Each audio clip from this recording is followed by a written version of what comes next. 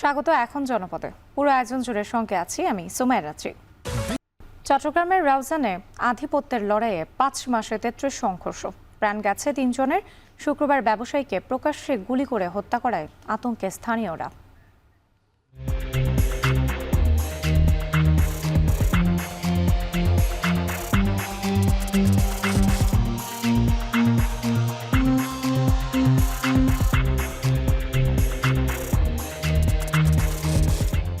গ্রুপের মধ্যে সবসময় গোলাগুলি মারামারি এসব মধ্যে আমরা এলাকাবাসীরা সবসময় আতঙ্কের মধ্যে থাকি।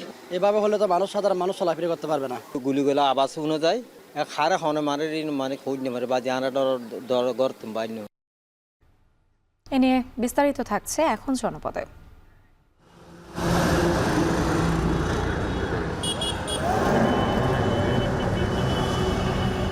এদের জন্য জাম জট সিটা লাগিয়ে থাকবে, কারণ এদের লাইসেন্সের প্রশিক্ষণ নাই। ওভারটেক করতে রয়েছে আরো অ্যাক্সেলারেটর ধরে জানি ওটা না যাইতে পারে। কততে চালালে তারা দুর্ঘটনা ঘটবে না, এই ধরনের আসলে ভালো করে প্রশিক্ষণ দেওয়া হচ্ছে। জায়গাতেই সবাইকে ওইভাবে নামিয়ে দেওয়া সম্ভব না। আমরা সচেতনতা সৃষ্টি করছি, যারা এরকম আমাদের সামনে যাদেরকে পাওয়া যাচ্ছে তাদের বিরুদ্ধে প্রশিক্ষণ দেওয়া হচ্ছে। 4 লেন সড়কে উত্তরবঙ্গ থেকে ঢাকা যাতায়াতের সময় কমলেও বেড়েছে দুর্ঘটনা। নিয়ন্ত্রণহীনভাবে চলছে ছোট বড় সব যানবাহন। 1 বছরে বগুড়া অংশেই 133 দুর্ঘটনায় প্রাণহানি ঘটেছে 117 জনের। এ নিয়ে সংবাদের পরের অংশে থাকছে বিস্তারিত, তবে তার আগে চট্টগ্রামের রাউজানের খবর। চট্টগ্রামের রাউজানে হাতে হাতে অস্ত্র, ফিল্মি কায়দায় চলছে আধিপত্যের মহড়া, সংঘর্ষ আর খুন খারাপি। গত 5 মাসে 33টি সংঘর্ষের ঘটনা একটি উপজেলায়। খুন হয়েছেন অন্তত 3 জন। সম্প্রতি প্রকাশ্যে দিনে দুপুরে গুলি করে খুন করা হয় ব্যবসায়ীকে। একের পর এক ঘটনা আর অস্ত্রের ঝনঝনানিতে আতঙ্কে জনপদের মানুষ। 5 আগস্টের আগে এই উপজেলায় একক আধিপত্য ছিল সাবেক এমপি ফজলে করিমের। সেই স্থান দখলে নিতেই সংঘর্ষে জড়াচ্ছে একাধিক গ্রুপ। চট্টগ্রাম থেকে শোয়েব রহমানের প্রতিবেদন, ক্যামেরায় ছিলেন শাহরিয়ার রিফাত। হাতে অত্যাধুনিক মরণাস্ত্র, গ্রামের পথ ধরে মুখোশ পরে হেঁটে যাচ্ছেন একদল যুবক। দেখে সিনেমার দৃশ্য মনে হলেও বাস্তবে এটি রাউজানের নোয়াপাড়া এলাকার একটি সিসিটিভি ফুটেজের দৃশ্য। শুক্রবার জুমার নামাজে যাওয়ার সময় দিনে দুপুরে ব্যবসায়ী জাহাঙ্গীর আলমকে হত্যার উদ্দেশ্যে যাচ্ছে সন্ত্রাসীরা।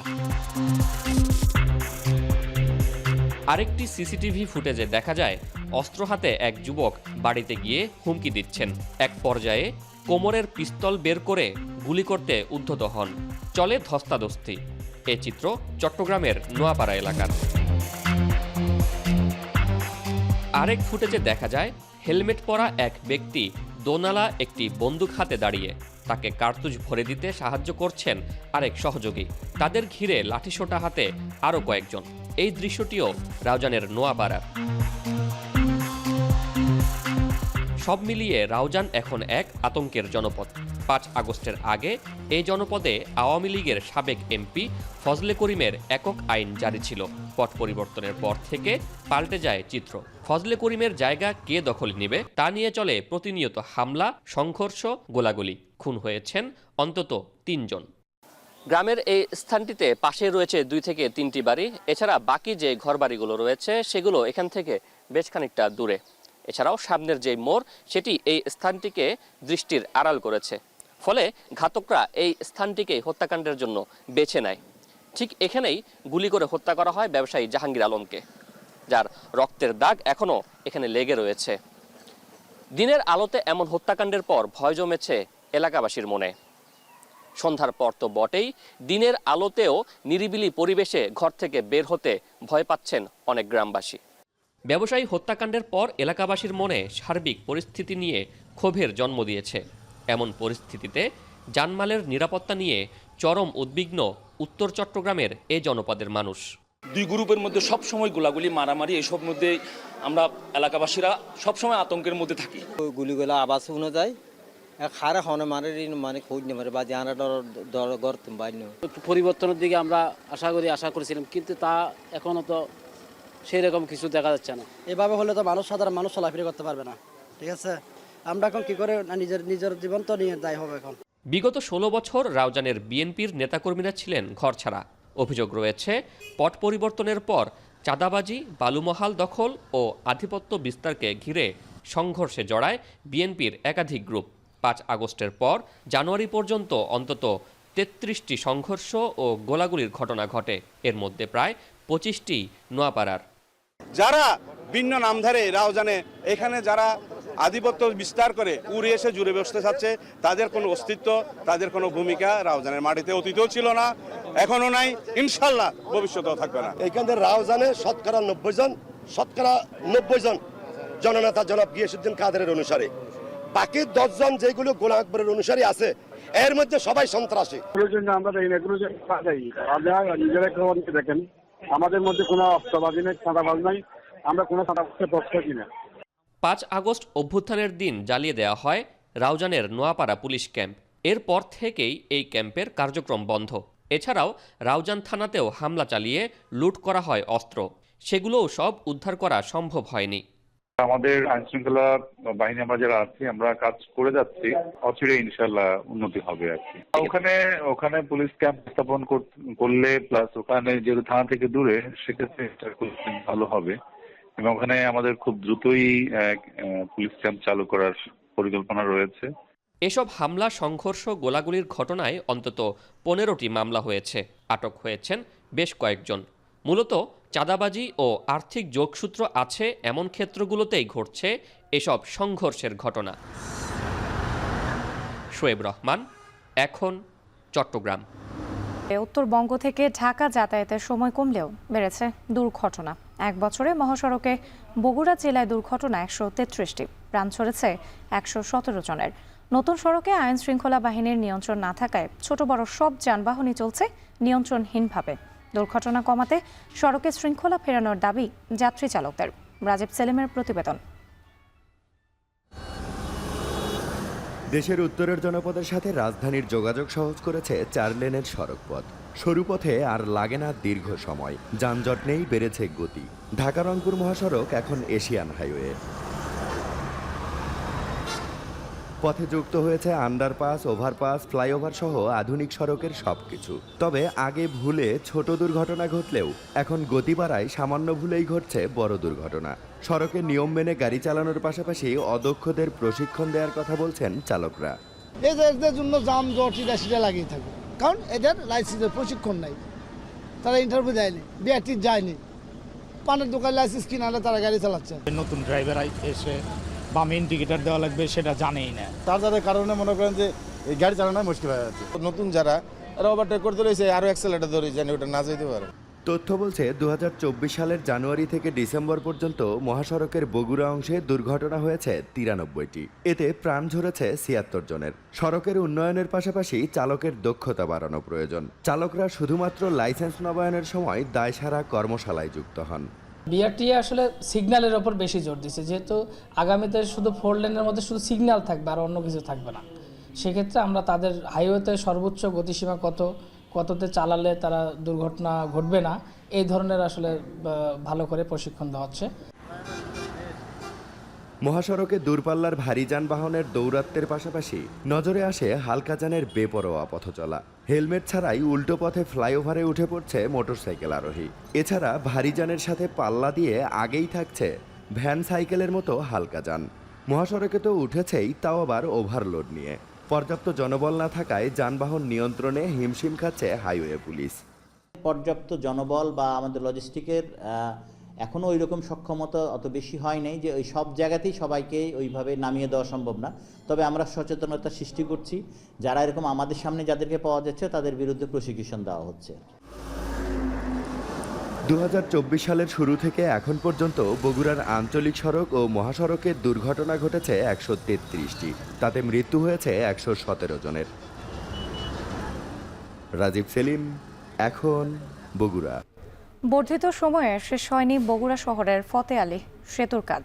ভোগান্তিতে 4 উপজেলার লাখ লাখ মানুষ। আরও জানাতে শহরের চেলোপাড়া এলাকা থেকে যুক্ত হয়েছেন রাজীব সেলিম। যুক্ত হচ্ছে তার সঙ্গে। রাজীব, কাজ শেষ না হওয়ার কারণ কি নিয়ে সড়ক বিভাগ কি বলছে, এবং একই সাথে জানতে চাই সাধারণ মানুষের ভোগান্তি সম্পর্কে। হ্যাঁ, রাত্রি আমরা এই ফতে আলী সেতু নির্মাণ সংশ্লিষ্টদের সাথে কথা বলেছি। তারা আমাদেরকে এই সেতু নির্মাণে বিলম্ব হওয়ার কারণ হিসেবে জানিয়েছেন যে তারা যখন কাজ শুরু করেন সে সময় বর্ষাকাল থাকায়, নদীতে পানি বৃদ্ধি থাকায় কাজ শুরু করতে কিছুটা বিলম্ব হয়, এবং বর্ষা পরবর্তী মৌসুমে তারা যখন কাজ শুরু করেন সে সময় ভূগর্ভে পাথরের স্তর ভেদ করে পাইলিং করতে তাদের আরও কিছুটা বিলম্ব হয়। এছাড়া এখানে যে ভূমি অধিগ্রহণের বিষয়টি রয়েছে সেই বিষয়টি কিছু জটিলতা থাকার কারণে ভূমি অধিগ্রহণে তাদের কিছুটা সময় লেগে যায়, এ কারণেই তাদের বিলম্ব হয়েছে। আমি একটু জানিয়ে রাখি যে 2023 সালের মে মাসে এই সেতুর নির্মাণ কাজ, পুনর্নির্মাণ কাজ শুরু হয় এবং 2024 সালের মে মাসে সেটি শেষ করার কথা থাকলেও নির্দিষ্ট সময়ের মধ্যে তারা এই কাজ শেষ করতে না পারার কারণে সময় কিছুটা বাড়িয়ে নেন এবং 2025 সালের জানুয়ারি মাস পর্যন্ত, অর্থাৎ বর্তমান যে সময় চলছে একেবারে জানুয়ারি মাসের একেবারে শেষ সময় চলছে, এই মাসের মধ্যে এই সেতুর নির্মাণ কাজ শেষ হবার কথা, কিন্তু এখন পর্যন্ত দৃশ্যমান নয়। এই সেতুর কাজ এখন পর্যন্ত যেটি দৃশ্যমান রয়েছে সেটি অর্ধেক হয়ে রয়েছে। তবে এখন পর্যন্ত নির্মাণ সংশ্লিষ্টরা বলছেন যে আগামী ফেব্রুয়ারি মাসের শেষের দিকে অথবা মার্চের শুরুর দিকে এই সেতু দিয়ে মানুষের হাঁটা চলা শুরু হবে এবং তার 2 মাস পর থেকে এই সেতু দিয়ে ভারী যান চলাচল শুরু হবে, এটি তারা বলছেন। তবে এই যে সময় বৃদ্ধি করা হয়েছে এতে এই পূর্ব বগুড়ার যে 4টি উপজেলা, বগুড়া সদর উপজেলার পূর্ব অংশ, গাবতলী, সারিয়াকান্দি এবং সোনাতলা, এই 4 উপজেলার প্রায় 12 লাখ মানুষের চলাচল এই পথে, তাদের ভোগান্তি কিন্তু সীমাহীন। আর এই সেতু যখন পুনর্নির্মাণ কাজ শুরু হয় তখন পাশে একটি বাঁশের সাঁকো তৈরি করা হয়েছে, যে সাঁকোটি এখন নড়বড়ে অবস্থা, যে কোনো সময় এখানে বড় একটি দুর্ঘটনা ঘটতে পারে। এখানে মাঝে মাঝেই শিশু এবং বৃদ্ধ যারা চলাচল করেন তাদের অনেকেই দুর্ঘটনার শিকার হন। এছাড়া নদীর দুপারে 2টি বড় বাজার রয়েছে, একটি ফতে আলী বাজার সবচেয়ে বড় কাঁচা বাজার এবং চাষি বাজার রয়েছে। এই বাজার দুটির যে মানুষের পণ্য আনা নেয়া সেটি করতে হচ্ছে প্রায় 4 থেকে 5 কিলোমিটার ঘুরে নিয়ে আসতে হচ্ছে। এই সেতুটির ভোগান্তি কিন্তু এখন এই 23 সাল থেকেই নয়, এই সেতুর ভোগান্তি চলছে 2018 সাল থেকে, অর্থাৎ অর্ধ যুগ পেরিয়ে গেছে। এই সেতু যখন ঝুঁকিপূর্ণ হয় তখন এই ঝুঁকিপূর্ণ সেতুর দুপাশে খুঁটি দিয়ে ভারী যান চলাচল বন্ধ করা হয়, তখন থেকে জরুরি সেবা পাচ্ছে না আসলে পূর্ব বগুড়ার মানুষ। এই ছিল আমার কাছে বগুড়ার ফতে আলী সেতু থেকে সব শেষ। রাত্রি বর্ধিত সময় শেষ হয়নি বগুড়া শহরের ফতে আলী সেতুর কাজ, ভোগান্তিতে লাখ লাখ মানুষ। এ নিয়ে বিস্তারিত জানাতে যুক্ত ছিলেন সহকর্মী রাজীব সেলিম। ইসি সচিবালয়ের মিডিয়া সেন্টারে reporters forum of election and democracy আয়োজিত RFD টকে কথা বলছেন প্রধান নির্বাচন কমিশনার AM নাসির উদ্দিন। চলে যাচ্ছি সেখানে। শুরু করেছে, এখন এদের মধ্যে কতটুকু গ্রহণযোগ্য হয়, কতটুকু ইনকর্পোরেট করতে হবে, বিভিন্ন বিধিবিধানের মধ্যে ইনকর্পোরেট করতে হবে, এটা আমরা we are not still sure about it. আমাদের ইলেকট্রাল অ্যাফেয়ার্স কমিশনের পুরো রিপোর্টটা কিন্তু আমরা পাই নাই। আমরা সারাংশ আপনাদের মতো যেটা পাবলিক ডোমেইনে পাওয়া যায় সেটুকু, তো আমাদের যা মতামত সেটুকুর ভিত্তিতে কিন্তু দিতে হচ্ছে। দেখেন, ইলেকশনের মধ্যে কতগুলো টাইম কনজিউমিং বিষয় আছে। Number 1 is that voter registration, যেটা আমরা এখন তো আগের ভোটার লিস্ট নাই, এখন ভোটার রেজিস্ট্রেশন অনেক তথ্য নিয়ে করতে হয়। আগের দিনে হতো কি নাম, বাবার নাম, ঠিকানা লিখে দিলে ভোটার লিস্ট হয়ে গেল। এখন তো নানাবিধ তথ্য নিতে হয় আমাদের। It may be called a voter registration, not just the preparation of the voter list. তাহলে এই কাজটা আমরা টাইম কনজিউমিং হলেও এই কাজটা আমরা অলরেডি শুরু করে দিয়েছি এবং আমরা টাইমটাকে এগিয়ে নিয়ে এসেছি যাতে করে আমরা উইদিন দ্য টাইম ফ্রেম যাতে কাজটা করতে পারি। আর একটা বড় কাজ হচ্ছে আমার ডিলিমিটেশন। কিন্তু ডিলিমিটেশনের জন্য আমরা প্রায় 1.5 শতাধিক আবেদন কিন্তু পেয়েছি, অভিযোগ পেয়েছি। তাদের যে কনস্টিটিউয়েন্সিগুলোকে ডিস্টার্ব করা হয়েছে 2008-এ বিশেষত, তারপর দিকেও হয়েছে, কিন্তু আমরা স্টাক হয়ে আছি কি জন্য? আমরা এগুলো ডিসপোজাল দিতে পারছি না। ওনারা নট অনলি ডিস্টর্টিং দি ডিলিমিটেশন, কিন্তু আইনের মধ্যে এমনভাবে বাধা সৃষ্টি করা হয়েছে যাতে আমরা এই যেটা ফিক্স করতে না পারি। 2021 সালে আইনের মধ্যে একটা সংশোধনী আনা হয়েছে যাতে করে আমরা চাইলে কিন্তু ওই অভিযোগগুলো অ্যাড্রেস করতে পারতেছি না। এই আইনটা সংশোধন করতে হবে, ওইটুকু সংশোধন করতে হবে, আদারওয়াইজ ডিলিমিটেশনটা আমরা আটকে যাচ্ছি, মানুষের অভিযোগগুলো অ্যাড্রেস করতে আটকে যাচ্ছি। Then party registration, another time consuming process. ওরা যখন বলবে যে আমার 50টা অফিস আছে বিভিন্ন জায়গায়, আমার লোক পাঠাইয়া ভেরিফাই করতে হবে, অনেক কিছু যাচাই বাছাই করতে হয়। Party registration is also very lengthy process. তারপর প্রকিউরমেন্ট যেটা আছে, প্রকিউরমেন্ট ভোটের জন্য অনেক কিছু প্রকিউর করা লাগে। এই যে আমাদের কিন্তু ইচ্ছা করলে রাতারাতি কিনতে পারি না, কারণ প্রকিউরমেন্ট ল আছে বাংলাদেশে। ওখানে প্রকিউরমেন্ট লতে প্রেসক্রাইব করা আছে, আপনি টেন্ডার দিবেন, কতদিন পরে খুলবেন, 28 দিন, মূল্যায়নের জন্য এতদিন, ওয়ার্ক অর্ডারের জন্য এতদিন, একদম টাইম ফিক্স করে দেওয়া আছে, আইনের মধ্যে দেওয়া আছে। ওটা আমি ইচ্ছা করলে কিন্তু টুইস্ট করতে পারবো না, কমাইতে পারবো না। সুতরাং সাবেক 24 সংসদ সদস্যের শুল্কমুক্ত গাড়ি সহ 47টি গাড়ি নিলামে তুলেছে চট্টগ্রাম বন্দর কর্তৃপক্ষ। এ নিয়ে আরও জানাতে সেখান থেকে যুক্ত হচ্ছেন হাজেরা শিউলি। শিউলি, নিলাম কার্যক্রম শুরু হয়েছে কিনা, নিলামে তোলা এসব গাড়ির বাজার মূল্য কত?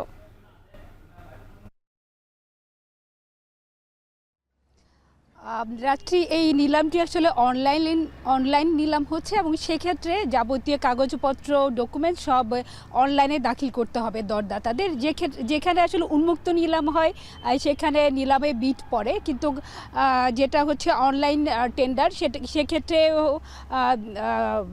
যারা আগ্রহী দরদাতা তাদেরকে আসলে যে মূল্যটি তারা দিতে চান গাড়ির জন্য সেটি তাদেরকে সেখানে দাখিল করতে হয়। এক্ষেত্রে তাদের পে অর্ডার দিতে হয় এবং নিয়ম হচ্ছে চট্টগ্রাম কাস্টমস হাউস প্রতিটি গাড়ির যে মূল্য নির্ধারণ করেছে তার 60% মূল্য বা তাদেরকে কোট করতে হবে বা সেখানে দিতে হবে যদি গাড়িটি পেতে হয়, এবং আর 60% ভ্যালু যদি না হয় তাহলে এর বাইরে আইনের কাভার করবে না এবং গাড়িটি ওই দামে ক্রেতা নিতে পারবেন না।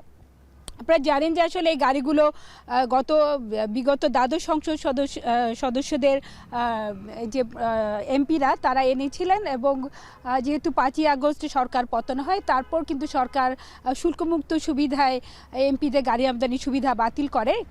তাই যে গাড়িগুলো তারা এনেছিলেন সেগুলো তারা শুল্কমুক্ত সুবিধায় খালাসের সুযোগ পান নাই। এর মধ্যে একজন স্বতন্ত্র সাংসদ ব্যবসায়ী একে আজাদ তিনি শুল্ক দিয়েই কিন্তু গাড়ি খালাস করে দিয়েছেন এবং এই গাড়িগুলোর মোট বাজার মূল্য 300 কোটি টাকা এবং 24 এমপির যে বিলাসবহুল গাড়ি টয়োটা ল্যান্ড ক্রুজার সেগুলোর দামই পড়ছে 240 কোটি টাকা এবং এক একটি গাড়ির সংরক্ষিত মূল্য চট্টগ্রাম কাস্টমস হাউস নির্ধারণ করেছে 9,67,00,000 টাকা এবং এখানে 60% ভ্যালু যদি তাদেরকে দিতে হয় সেক্ষেত্রে তাদের অন্তত 5,80,00,000 টাকা দর দিতে হবে একজন আগ্রহী দরদাতাদেরকে।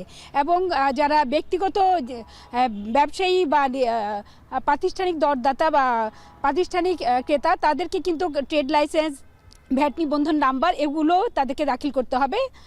তবে একজন ব্যক্তিগত বা সাধারণ ক্রেতা কিন্তু শুধু তার টিআইএন এবং হচ্ছে এনআইডি দিয়ে এইখানে টেন্ডারে অংশ নিতে পারবেন। তো রাত্রি এই ছিল আমার কাছে এখনকার মতো চট্টগ্রাম কাস্টমস হাউসের গাড়ি নিলামে সবশেষ খবর। চট্টগ্রামের শুল্কমুক্ত গাড়ি সহ 47টি গাড়ি নিলামে তুলেছে চট্টগ্রাম বন্দর কর্তৃপক্ষ। এ নিয়ে বিস্তারিত জানাতে যুক্ত ছিলেন হাজেরা শিউলি। নরসিংদীর পলাশ থানার ঘোড়াশাল বাজার থেকে সাদ্দাম মার্কেট পর্যন্ত শীতলক্ষ্যা নদীর তীর দখলমুক্ত করতে অভিযান পরিচালনা করছে বিআইডব্লিউটিএ। সেখানে আছেন সহকর্মী সানি মৃধা, সরাসরি যুক্ত হচ্ছে তার সঙ্গে। সানি, অভিযান শুরু হয়েছে কিনা, কতগুলো স্থাপনা উচ্ছেদ করা হবে? রাত্রি আপনি জানেন যে ঠিক 10টার সময় এই ঘোড়াশালের এই যে পলাশ থানাধীন যে এলাকাটি রয়েছে সেখানে বিআইডব্লিউটিএ শীতলক্ষ্যা নদীর তীরবর্তী যে অবৈধ স্থাপনা রয়েছে সেগুলো উচ্ছেদ অভিযান শুরু করেছে। এখন পর্যন্ত আসলে কতগুলোর অবৈধ স্থাপন উচ্ছেদ করেছে এই সম্পর্কে আমার খুব একটি জানা নেই, তবে তারা 300-র বেশি অবৈধ স্থাপনা রয়েছে বলে আমাদেরকে তারা জানিয়েছে। একই সাথে এই যে এখানটিতে বিকেল 5টা নাগাদ পর্যন্ত এই অবৈধ স্থাপনা উচ্ছেদের অভিযানটি পরিচালনা করবে বলে আমাদেরকে জানিয়েছে। একই সাথে আজকে যে পর্যন্ত অবৈধ স্থাপনা উচ্ছেদ অভিযান শেষ হয় ঠিক সেখান থেকে আগামীকালকে এই একই রকম ধারাবাহিকতা তারা অব্যাহত রাখবে বলে আমাদেরকে বিআইডব্লিউটিএর কর্তৃপক্ষ জানিয়েছে। তবে আপনাকে একটু বলে রাখি, এখানে যারা ছিলেন তারা দীর্ঘদিন ধরে এই অবৈধ স্থাপনা তৈরি করে এখানে ব্যবসা করছিলেন। এখানে আমরা যারা এখানকার স্থানীয় লোকজন আছে তাদের সাথে কথা বলেছি, তারা আমাদেরকে জানিয়েছে এখানে বিভিন্ন রকম প্রভাবশালীরা এই যে আসলে সরকারি জায়গার উপরে নদীর জায়গা জায়গার উপরে কিন্তু তারা এই অবৈধ স্থাপনা তৈরি করে তারপরে কিন্তু তারা এইগুলো ভাড়া দিয়ে থাকতো। অর্থাৎ এই যে ঘোড়াশাল একটা আমরা জানি একটা বাণিজ্যিক এলাকা, যেহেতু শীতলক্ষ্যা নদী খুবই একটি গুরুত্বপূর্ণ জায়গা, এখান থেকে নৌপথে কিন্তু বিভিন্ন রকম ব্যবসায়িক কার্যক্রম পরিচালনা হয়ে থাকে। এর ক্ষেত্রে কিন্তু তাদের এই যে অবৈধ স্থাপনার ক্ষেত্রে দেখা যাচ্ছে যে নদীর যে বেশ প্রায় অনেক গুরুত্বপূর্ণ জায়গাগুলোই বেদখল হওয়াতে কিন্তু সেভাবে সেই কার্যক্রমগুলো পরিচালনা করা সম্ভব হতো না। পাশাপাশি যদি বলে রাখা যায় এখানের যে অবৈধ স্থাপনার কারণে এখানে যে বর্জ্য ছিল সেগুলো কিন্তু এই নদীতে ফেলা হতো। এর ফলে কিন্তু এই নদীর মৎস্য খাতও কিন্তু ধ্বংসের পথে প্রায় চলে গেছে। একই সাথে পরিবেশ রক্ষার্থেও কিন্তু বিভিন্ন রকম পরিবেশও দূষণ হচ্ছে। তো এই রকম অবৈধ স্থাপনা উচ্ছেদের অভিযান কিন্তু তারা অব্যাহত রাখবে বলে আমাদেরকে জানিয়েছে। একই সাথে আমাদেরকে যদি একটু বলি যে এখানে যেন কোনো রকম অপ্রীতিকর ঘটনা না ঘটে, এই কারণে কিন্তু মোবাইল কোর্ট পরিচালনার পাশাপাশি কিন্তু এখানে প্রায় 3 প্লাটুন পুলিশও মোতায়েন করা হয়েছে। আনসার সদস্য প্রায় আইনশৃঙ্খলা বাহিনীর রক্ষাকারী বাহিনীর কিন্তু সতর্ক অবস্থানে রয়েছে। একই সাথে যারা এখানে অবৈধভাবে স্থাপনায় ব্যবসা করতো বা এখানে যারা এখানে থাকতো তারাও কিন্তু এখানে আশেপাশে ভিড় জমাচ্ছে। তারা বলছে যে তাদেরকে ঠিক সেভাবে নোটিশ করা হয়নি, অর্থাৎ তাদের যে মাল সামান এখানে ছিল, যে আসবাবপত্র ছিল, সেগুলো সরানোর মতো পর্যাপ্ত সময় পায়নি বলে তারা দাবি করেছে। এবং তারা এটাও বলেছে যে এখানে বিভিন্ন সময় যারা এই এলাকার প্রভাবশালী থাকে বা বিভিন্ন রাজনৈতিক ছত্রছায়ায় যারা আধিপত্য বিস্তার করে তারাই কিন্তু এই জায়গাগুলোতে অবৈধ স্থাপনা করে বিভিন্ন রকম এখানের স্থানীয় লোকদের কাছে এগুলো ভাড়া দিয়ে থাকতো বলে আমাদেরকে স্থানীয় লোকজন জানিয়েছে। তবে এবার বিআইডব্লিউটি বলছে এবার তারা এই যে অভিযান যেটি পরিচালনা করছে সেটা আসলে সে যেই হোক না কেন তারা কিন্তু এই ধরনের অভিযানটি তারা অব্যাহত রাখবে বলে আমাদেরকে জানিয়েছে। তবে আজকে নাগাদ তারা আমাদেরকে জানিয়েছে 10 একর জমির উপর যে 300 অবৈধ স্থাপনা রয়েছে সেগুলোর উচ্ছেদ অভিযান 5টা পর্যন্ত পরিচালনা করবে। এরপর থেকে অর্থাৎ আগামীকালকেও এই যে গোড়াশালী এই অবৈধ স্থাপনা উচ্ছেদ অভিযান অব্যাহত থাকবে বলে আমরা জানিয়েছি। তো রাত্রি গোড়াশাল থেকে শীতলক্ষ্যা নদীর তীরবর্তী অবৈধ স্থাপনা উচ্ছেদ অভিযান নিয়ে সবশেষ এই ছিল আমার কাছে। বিআইটিডব্লিউটি এর অভিযান নিয়ে বিস্তারিত জানাতে যুক্ত ছিলেন সানি মৃধা। গাজীপুরে শীত বস্ত্র ও খাদ্য সামগ্রী বিতরণ অনুষ্ঠানে বক্তব্য রাখছেন বাংলাদেশের জামায়াতে ইসলামের আমির ডাক্তার শফিকুর রহমান। সরাসরি যুক্ত হচ্ছে সেখানে।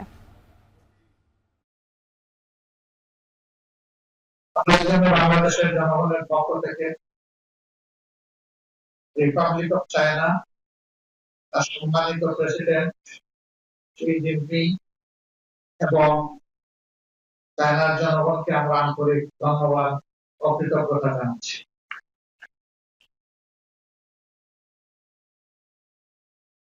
চীনের এই যাত্রা আমাদের জীবনের সাথে অঙ্গাঙ্গিভাবে জড়িত এবং মুসলমানদের একটি ঐতিহ্যগত সম্পর্ক চীনের সাথে রয়েছে। চীন থেকে গুরুত্বপূর্ণ ব্যক্তিরা এখানে এসেছেন, তারা এখানকার সমাজ পরিবর্তনে অবদান রেখেছেন। আবার এই অঞ্চল থেকেও জ্ঞানী গুণী ব্যক্তিরা তাদের জ্ঞানের পরিসর আরো বৃদ্ধি করার জন্য চায়না সফর করেছেন। সেখান থেকে বিজ্ঞান, প্রযুক্তি, ভাষা এই সমস্ত বিষয়ে তারা উৎকর্ষ সাধন করে এসেছে। দুনিয়ার ভাষার দিক থেকে যে সমস্ত জাতি খুবই কাছাকাছি, তাদের মনের আদান প্রদানটা হয় চমৎকার। আমরা চাই যে চীনের সাথে আমাদের ভাষাগত এই বন্ধন আরো সুদৃঢ় হবে, তাহলে আমাদের হৃদয়ের বন্ধন আরো সুদৃঢ় হবে। চায়না সরকার ইতিমধ্যেই বাংলাদেশে অনেকগুলো কল্যাণমূলক কাজের পদক্ষেপ নিয়েছেন। আমরা আশা করি চাইনিজ ভাষা শিক্ষার একটা উচ্চতর একাডেমি তারা এখানে করে দিবে, যাতে করে আমাদের পরবর্তী জেনারেশন বা ভবিষ্যৎ প্রজন্ম চায়নার সাথে আরো বেশি ঘনিষ্ঠ সম্পর্ক গড়ে তুলতে পারে। আজ বিশ্বে যে কয়েকটি দেশ বিজ্ঞান, প্রযুক্তি, প্রকৌশলে সামনের সারিতে থেকে নেতৃত্ব দিচ্ছে, চায়না তার অন্যতম গুরুত্বপূর্ণ দেশ। অতএব চায়নার কাছ থেকে আমাদের পাওয়ার এবং জানার অনেক কিছু আছে। মহান কাজের জন্য রিপাবলিকের পক্ষ থেকে মাননীয় রাষ্ট্রদূত এবং তার সহকর্মীরা এখানে এসেছেন। আমরা বাংলাদেশের জনগণের পক্ষ থেকে তাদেরকে গভীর কৃতজ্ঞতা জানাচ্ছি। আমরা আশা করছি এর মাধ্যমে আমাদের এই সহযোগিতার যে অভিযাত্রা শুরু হলো, এটা দিন দিন সামনের দিকে আরো বেশি এগিয়ে যাবে।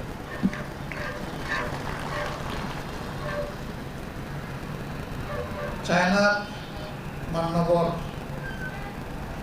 রাষ্ট্রদূতের মাধ্যমে আমরা আহ্বান জানাতে চাই, বিশাল একটি দেশ চায়না,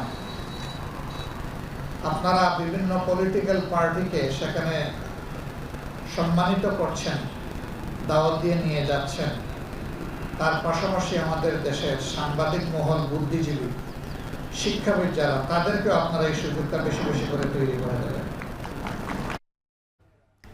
গাজীপুরে শীত বস্ত্র ও খাদ্য সামগ্রী বিতরণের অনুষ্ঠানে বক্তব্য রাখছিলেন বাংলাদেশের জামায়াতে ইসলামের আমির ডাক্তার শফিকুর রহমান। আগামী জাতীয় নির্বাচন ব্যবস্থার ভাবমূর্তি পুনরুদ্ধারের, তাই ভোট সংশ্লিষ্ট সকল পক্ষকেই সেই সুযোগ নিতে হবে বলে মন্তব্য করেছেন নির্বাচন কমিশনার আব্দুল ফজল মোহাম্মদ সানাউল্লাহ। সকালে রংপুর আঞ্চলিক নির্বাচন কর্মকর্তাদের সঙ্গে মতবিনিময় শেষে এসব কথা বলেন তিনি। নির্বাচন কমিশনার বলেন, সুষ্ঠু ভোটের পূর্ব শর্ত হল নির্ভুল ভোটার তালিকা। এ বিষয়ে তথ্যদাতা ও গ্রহীতা সকলের সচেতন থাকা প্রয়োজন। তিনি বলেন, বিগত সময়ে রাজনৈতিক প্রভাবে পোলিং অফিসার, প্রিজাইডিং অফিসাররা ঠিকমতো কাজ করতে পারেনি। আগামী নির্বাচনে নিরপেক্ষ ব্যক্তিদের দায়িত্ব দেওয়া হবে। এ সময় আওয়ামী লীগের নির্বাচনে অংশগ্রহণের বিষয়টি রাজনৈতিক ঐক্যমতের সিদ্ধান্ত বলেও জানান নির্বাচন কমিশনার।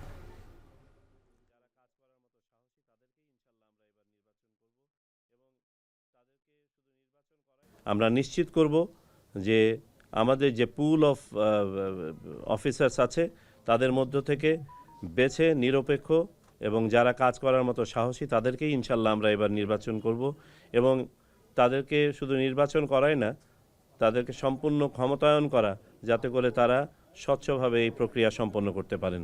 আমরা আমাদের সার্বিক প্রস্তুতি সংসদীয় নির্বাচনকে সামনে রেখেই করছি। আর স্থানীয় সরকার নির্বাচন সংক্রান্ত কোনো সিদ্ধান্ত যদি সরকার গ্রহণ করে, আগে বা পরে বা কিছু সংখ্যক, সেটা সময়েরই ব্যাপার। নোয়াখালীতে হঠাৎই দেখা দিয়েছে সয়াবিন তেলের কৃত্রিম সংকট। খুচরা বাজারে পাওয়া যাচ্ছে না সয়াবিন তেল। কোনো কোনো দোকানে 1 লিটার তেল পাওয়া গেলেও সাথে নিতে হচ্ছে 1 কেজি চাল কিংবা ডাল। বিস্তারিত জানাতে নোয়াখালীর মাইজদি থেকে যুক্ত হচ্ছেন নাসিম শুভ। শুভ, হঠাৎ তেলের এমন সংকটের কি কারণ এবং এ নিয়ে ব্যবসায়ীরা কি বলছেন, আরও জানতে চাই ভোগান্তি হচ্ছে কিনা, ক্রেতারা কি বলছেন? গত প্রায় 2 সপ্তাহ ধরে নোয়াখালীর বাজারে খুচরা পর্যায়ে সয়াবিন তেল একেবারে নেই বললে চলে। পাইকারি পর্যায়ে 2-1টি দোকানে থাকলেও সেগুলো হয়তো যারা খুচরা ব্যবসায়ী রয়েছেন তারা পাইকারদের কাছ থেকে বাড়তি দামে কিনতে হচ্ছে, অথবা যারা খুচরা ক্রেতা রয়েছেন তারাও ভোক্তা রয়েছেন তারাও কিনতে হচ্ছে 20 থেকে 25 টাকা প্রতি লিটার ধরে। আমি আজ সকাল থেকে নোয়াখালীর পৌর বাজারের বিভিন্ন বাজার ঘুরে দেখেছি, সেখানে দেখেছি অধিকাংশ দোকানে কিন্তু সয়াবিন তেল নেই বললেই চলে। 2-1টি দোকানে 5 লিটার তেলের বোতল এবং পলিপ্যাকের যে 1 লিটার বোতল সেগুলো রয়েছে। তো সেগুলোর সাথেও আসলে 1 লিটার কিংবা 2 লিটার যদি তেল কিনে থাকে, তার সাথে অবশ্যই চিনি গুঁড়া চাল কিংবা ডাল কিনতে হচ্ছে 1 কেজি। আবার যদি 5 লিটার তেল কেউ কিনতে চায়, তাকে তার সাথে কিনতে হচ্ছে 5 লিটার সয়াবিন তেলের সাথে 5 লিটার সরিষার তেল। যার কারণে আসলে যারা ভোক্তা রয়েছেন তারা চাইলেও তাদের সাধ্যের মধ্যে যে তেল প্রয়োজন সেটি কিনতে পারছেন না। তো যারা খুচরা বিক্রেতা রয়েছেন তারা বলছেন আসলে ডিলার এবং যারা বড় বড় কোম্পানিগুলো রয়েছে তারা আসলে কৃত্রিম সংকট তৈরি করেছে বাজারে অস্থিতিশীল পরিস্থিতি সৃষ্টি করার জন্য। এবং কিছুদিন পরে যে মাহে রমজান আসছে, রমজানের আগেই বাজারকে অস্থিতিশীল করে আসলে নিত্য পণ্যের বিশেষ করে সয়াবিন তেলের দাম বাড়ানোর জন্য কিন্তু তারা অসাধু ব্যবসায়ী যারা রয়েছেন তারা সিন্ডিকেট করে এগুলো জমা রেখেছেন এবং তারা এখন ইচ্ছাকৃতভাবে এগুলো ছাড়ছেন না, যার কারণে কিন্তু বাজারে তেলের সংকট দেখা দিয়েছে।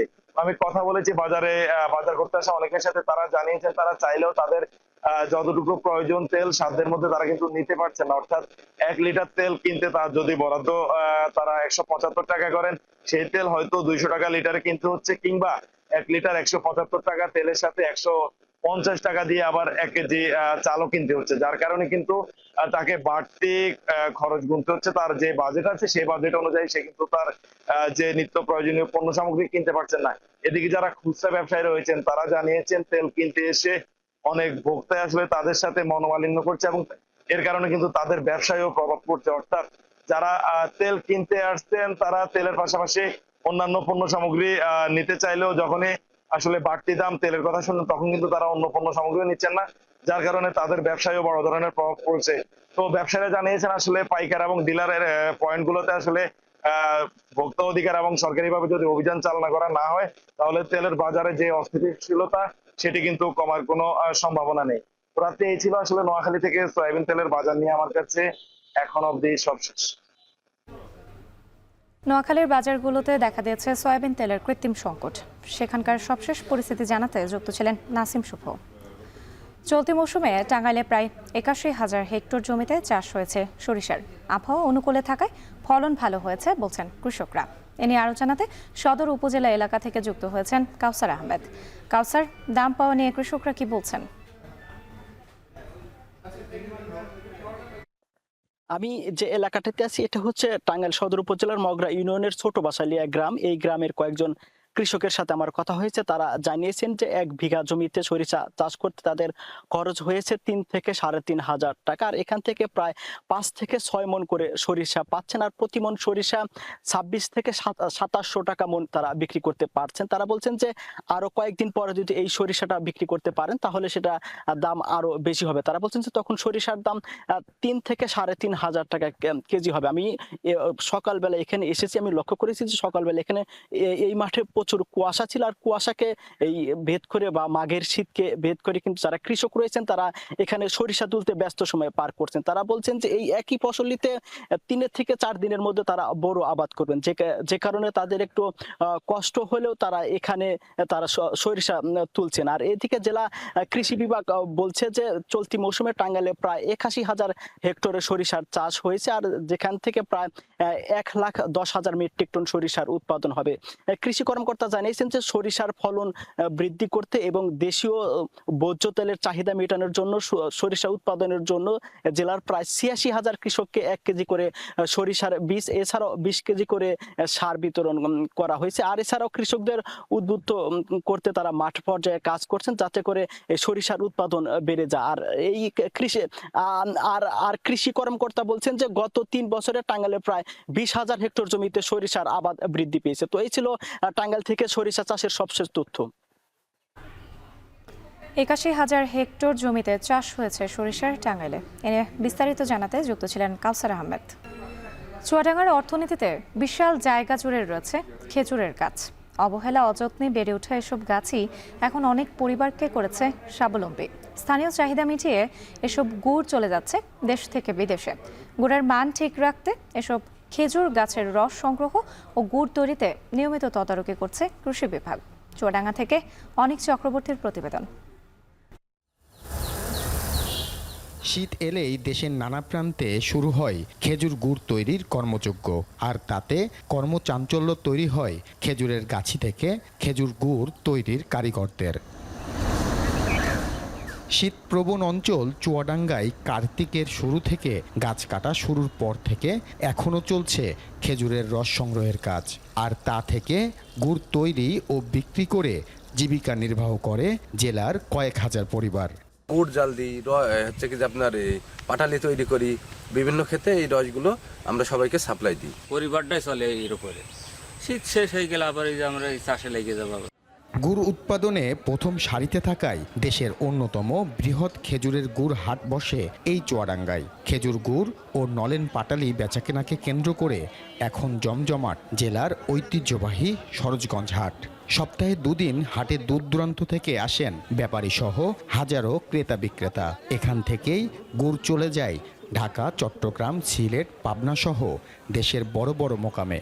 প্রতি হাটে গড়ে বিক্রি হয় 250 টন গুড়, যার বাজার মূল্য প্রায় 2 কোটি টাকা। এবছর চিনির দাম কম দেখে চিনির দাম দিচ্ছে, কিন্তু গত 2 হাট ধরে চিনি আর দিচ্ছে না, মানে গুড়ের দামটাই কমে গেছে। অন্যান্য হাটের থেকে এই হাটের মালটা একটু ভালো হয়, আমরা চেষ্টা করি ভালোটা কিনে নেওয়ার জন্য। মাঝখানে ব্যাপারে লাভ হয়, কিন্তু এই দামের অনুপাতে তাতে বোঝা যাচ্ছে যে দাম কম হচ্ছে। এদিকে গুড়ের মান ঠিক রাখতে সব খেজুর গাছকে সংক্রমণ ব্যাধি মুক্ত রাখতে রস সংগ্রহে নিয়মিত তদারকি করছে কৃষি বিভাগ। কৃষি সম্প্রসারণ অধিদপ্তর ভেজাল নিরোধে কৃষকদেরকে বিভিন্ন ধরনের পরামর্শ দিয়ে যাচ্ছে। খেজুর গাছ বিভিন্ন সময় বিভিন্নভাবে ব্যবহার হচ্ছে। আমরা বলছি যে খেজুর গাছের যাতে সম্প্রসারণ হয় এবং ভবিষ্যতে এই মার্কেটটি যাতে আরও সমৃদ্ধ হয়। কৃষি বিভাগের তথ্য মতে জেলার 4 উপজেলায় 2,71,960টি গাছ রয়েছে। প্রতিদিন প্রতিটি গাছ থেকে যে রস সংগ্রহ হয় তা অন্তত 12 থেকে 13 কেজি গুড় পাওয়া যায়। এবছর জেলায় 2,700 মেট্রিক টন গুড় উৎপাদনের লক্ষ্যমাত্রা ধরা হয়েছে। অনিক চক্রবর্তী, এখন চুয়াডাঙ্গা। শেষ করছি এখন জনপদে। এখন টেলিভিশন ওয়েবসাইটে দেখতে ভিজিট করুন www.ekon.tv। এছাড়া ফেসবুকে দেখতে ভিজিট করুন facebook.com/tv.ekon এবং ইউটিউবে এখন টেলিভিশন দেখতে ভিজিট করুন youtube.com/c/ekontv।